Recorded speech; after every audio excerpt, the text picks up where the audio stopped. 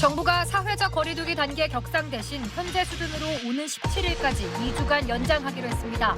수도권에 적용되던 5인 이상 사적 모임 금지 조치는 전국으로 확대됩니다. 다만 수도권 학원과 스키장 등 겨울 스포츠 시설은 제한적이지만 문을 열 수 있게 됐습니다. 국내 코로나19 신규 확진자는 824명으로 집계됐습니다. 일주일 하루 평균 확진자 수도 세 자릿수로 내려가면서 증가세가 다소 주춤해진 모습입니다. 영국발 변이 외에 남아프리카 공화국에서 발생한 변이 바이러스도 국내에서 처음으로 확인됐습니다. 서울 동부구치소 관련 확진자는 1,000명에 육박했습니다.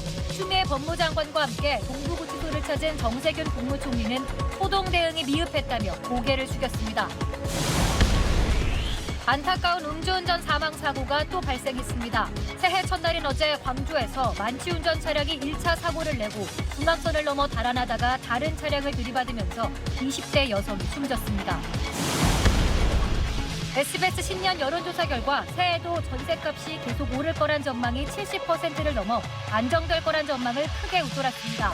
또 응답자의 절반 가까이는 집값 상승의 원인이 현 정부의 정책 실패 때문이라고 답했습니다. 새해 부동산 민심 자세히 전해드립니다.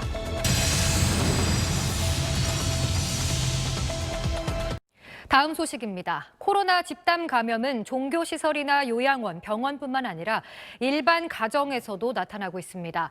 가족 간 전파가 늘고 있는 만큼 집에서도 방역수칙을 철저히 지켜야겠습니다. 김덕현 기자입니다. 미국에선 새해 첫날 코로나19 환자 수가 2천만 명을 넘어섰습니다. 미국인 17명 가운데 1명꼴로 감염된 셈인데 엎친 데 덮친 격으로 변이 바이러스 확산까지 겹쳤습니다. 워싱턴에서 김윤수 특파원입니다.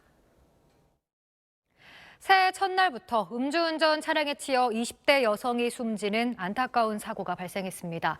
이미 1차 사고를 내고 중앙선을 넘어 달아나다 여성이 타고 있던 차를 들이받은 건데 사고를 낸 운전자는 당시 운전면허 취소 수준의 만취 상태였습니다. KBC 박성호 기자가 취재했습니다. 코로나19로 우리 일상은 많이 바뀌었습니다. 그중 하나가 바로 온라인으로 장을 보고 쇼핑하는 사람이 많아졌다는 건데요. 이렇게 비대면 방식이 늘어나면서 대형마트 같은 유통업체들은 배달을 더 늘리고 배달업체들은 유통업에 뛰어들면서 업종 간 경계가 희미해지고 있습니다. 먼저 이성훈 기자입니다. 경계가 희미해지는 부분이 또 있습니다. 바로 공적 공간과 사적 공간의 구분이 모호해진 건데요.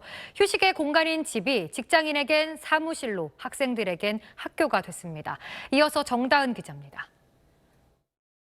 역대 최악이라는 한일 관계는 지난해 거의 진전이 없었습니다. 강제동원 배상 문제와 일본의 수출 규제를 둘러싸고 평행선이 계속되던 와중에 코로나 사태까지 겹쳤습니다. 얼어붙은 한일 관계가 올해는 달라질 수 있을지 도쿄에서 유성재 특파원의 보도입니다. 2021년 첫 주말입니다. 새해에도 좋은 소식 전할 수 있도록 노력하겠습니다. 뉴스 마칩니다. 고맙습니다.